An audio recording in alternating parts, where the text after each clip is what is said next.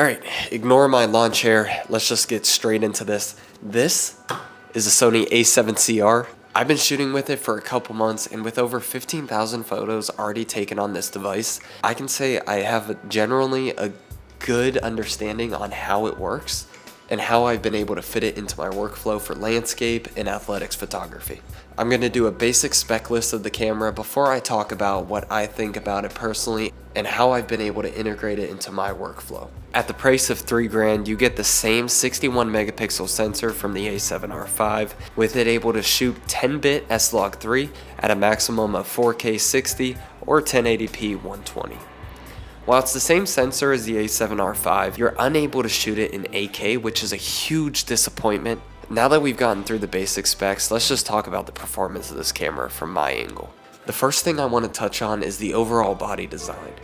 This camera is incredibly small, with it being an A7C body with just the A7R5 sensor. It makes it incredibly convenient, and throughout the last 3 weeks I've been on a trip to multiple national parks such as Zion, Moab, and even the Grand Canyon, and this thing being this small has been such a convenience factor. However, there is a downside to this.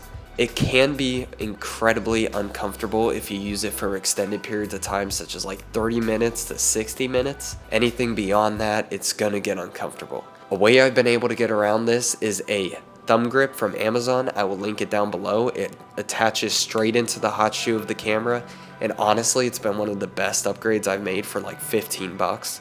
The other convenience factor comes only with the A7CR. If you have the A7 II, you won't get this. This is the extension grip, and it just gives you an extra inch for you to grab on with your hand to your camera, and I find I'm using this only in athletic events where I gotta be holding it for 60 minutes plus. The thumb grip for anything less than that seems to be adequate. Now let's move on to talk about some of the peculiarities of this camera that I didn't notice with cameras such as my old A7 IV or even my FX30 now. With 61 megapixels, I find myself cropping in a lot more in post. I find I'm shooting a lot wider than I normally do at 16 to 35 and worrying about composition more in post than in camera.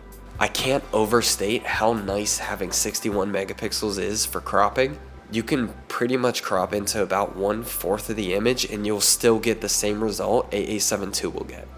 Now this 61 megapixels does come with a bit of a hitch though if you're a faster paced photographer, such as athletics or even car shoots, and that's buffering. I find that I buffer typically at 10 to 15 raw uncompressed images, and that's on a Sony Tough Card V90, highest spec I could get. It's not type A, but it's highest spec you can get as a normal SD card. And I find that this buffering can be a bit of a slog to get through. It is super uncomfortable when you're on a shoot doing portrait photography and you gotta tell your client, hey man, can we wait for a couple seconds while my camera buffers? It's not the most professional thing to have happen to you. I haven't noticed it in athletics photography. That's mainly because I overshoot everything in JPEG. I know a lot of people don't shoot JPEG for athletics and stuff, but that's just something I've been doing for the last year, and I just love the colors that come out of it, so I've been sticking with it. I would love to talk on why I shoot JPEG at a later date, but right now it's just what I do.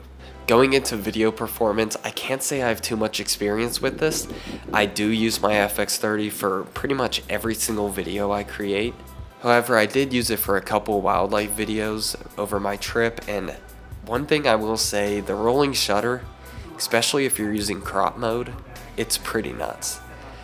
You're going to notice the rolling shutter. That is the biggest negative part of this camera to me. However, I didn't really buy it for the video capabilities. I just bought it for photos, and using it for the last couple months, I've created probably some of my favorite photos ever. So overall, coming from an A7 IV, I'd say this is a hell of an upgrade.